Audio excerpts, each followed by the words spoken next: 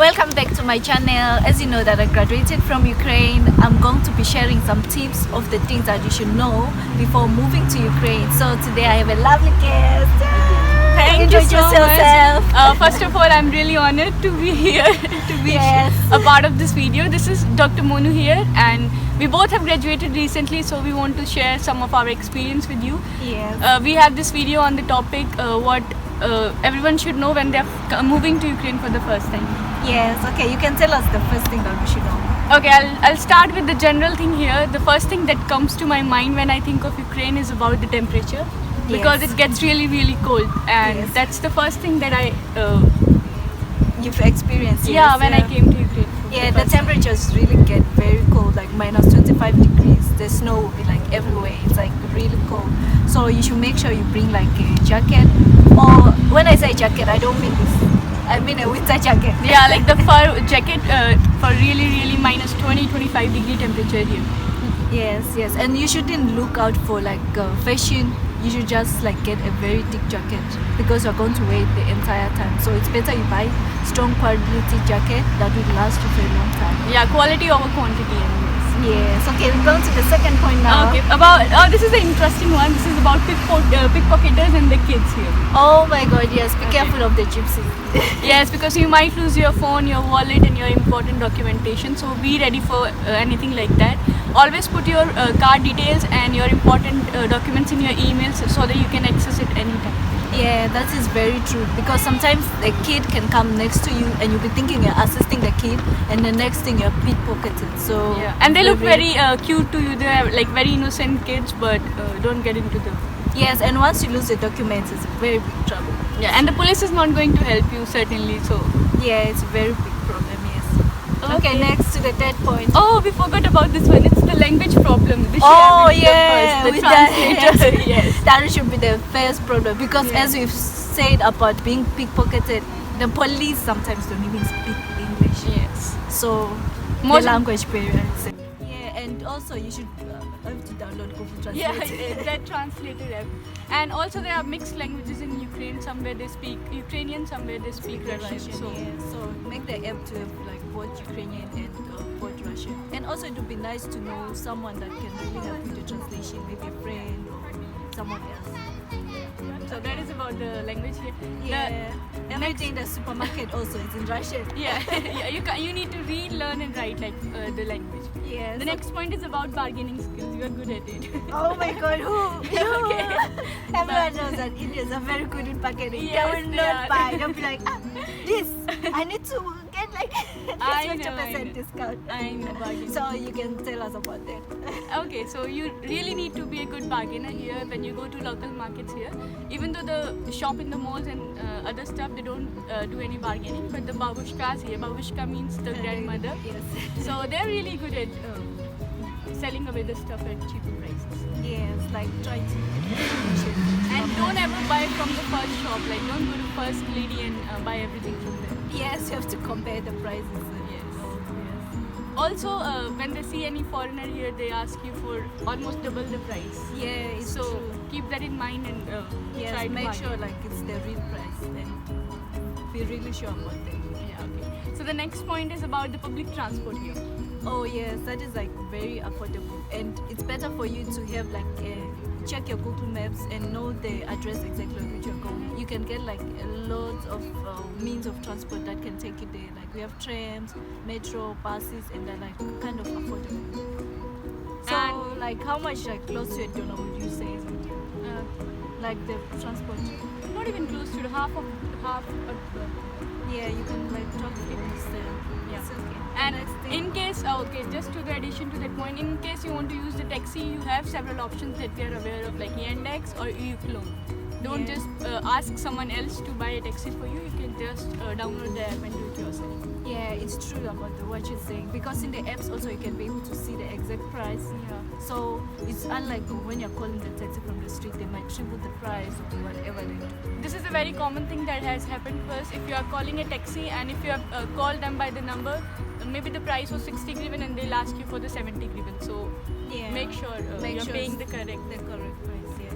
Okay, we'll move on to the apartments here now. Yeah. The first, when you are buying an apartment in Ukraine, there are several points that you need to keep in mind, because you are going to stay there maybe for 6 months, for a year or more. Yeah, If you get so a good when you're renting the apartment, make sure that it's a good owner first. Yeah. Because if it's a bad owner, even if the apartment is really nice, you You're have to going to make suffer. sure. Yes, they can kick you out in the streets like in the middle of winter. So, what are the main things that we should look for when we're taking an Okay, the apartment? first thing is you should find a really good owner, even though you can't tell by just by looking at them for the first time if they are good or not. But try avoiding old babushkas and go for the young ones. That's what I think.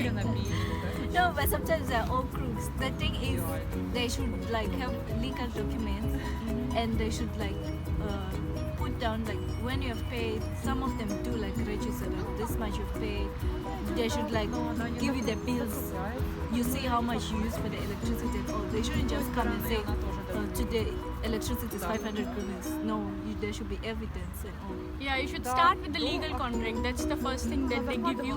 They give you your passport number, sometimes Pasvitka number. Pasvitka is your Ukrainian passport. Yeah, it's similar to Ukrainian temporary residence. Yeah, so get a legal contract and don't believe on their words. Yes.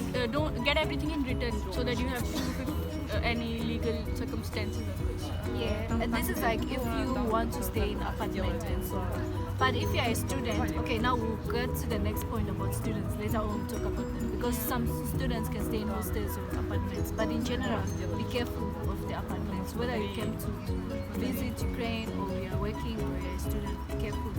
And also use the translator so that you understand whatever they are saying. Some people have their rules for the home. Yes. Always use the translator so that you are very clear of what they want to say. Yes, that's very true. Because some people don't like visitors coming. Some don't mind. Some like will make you pay for breaking some stuff. So you have to get that clear from the beginning before moving in. Also, in some apartment, pets are allowed, in some they are not. So just be very clear of the rules Everything. of the home. Yes, that is it. Okay, the next point. Let's just move to the students part again. Yes, as we were students now, we're going to like really dive in on how as a student you can make a life simple. Take note of everything that we are going to say in this section. Yes. Okay, I'll start with the first point here is, okay, this is my personal favorite and my personal advice. Don't go to school or university every single day. There are some people who likes 100% attendance and all that stuff, and they go to university every day, but I just don't consider it correct. But Oh my god, I cannot believe what she just said. why?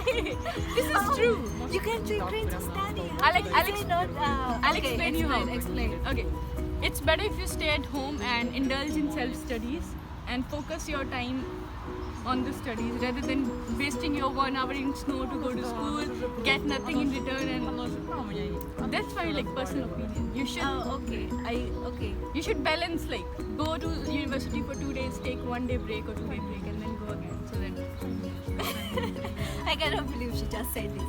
But anyway, that's a personal experience, and at some level, I agree with her. Like there are some subjects like history of Ukraine, and maybe you have like an exam to write, maybe in anatomy or so.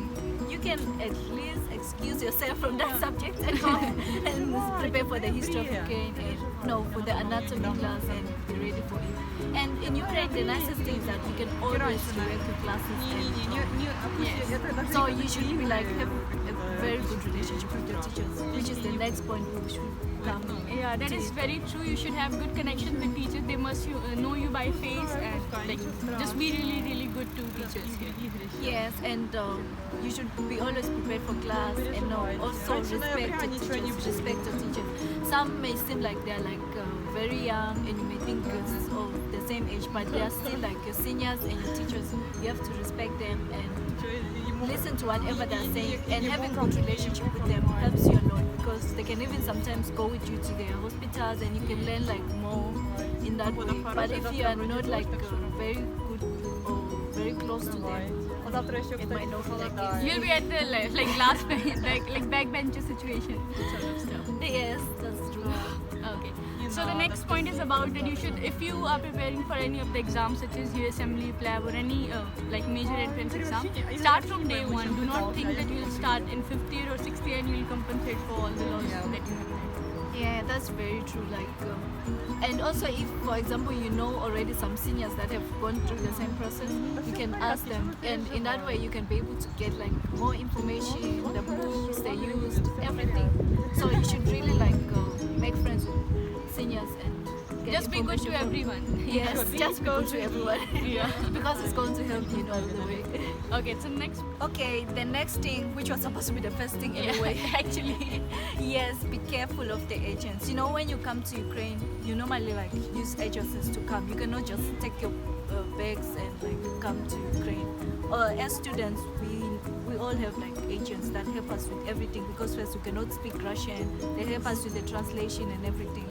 So when you are a student and coming to Ukraine, just know an agent is going to pay for your school fees, is going to help you with your translation, take you to the hospital and all. So that's a normal thing. Don't be scared that who is this guy? Why can I not do things on my own? This is how the students Things works here in Ukraine, right? Yes, even when you go to the university, they'll ask who's your agent.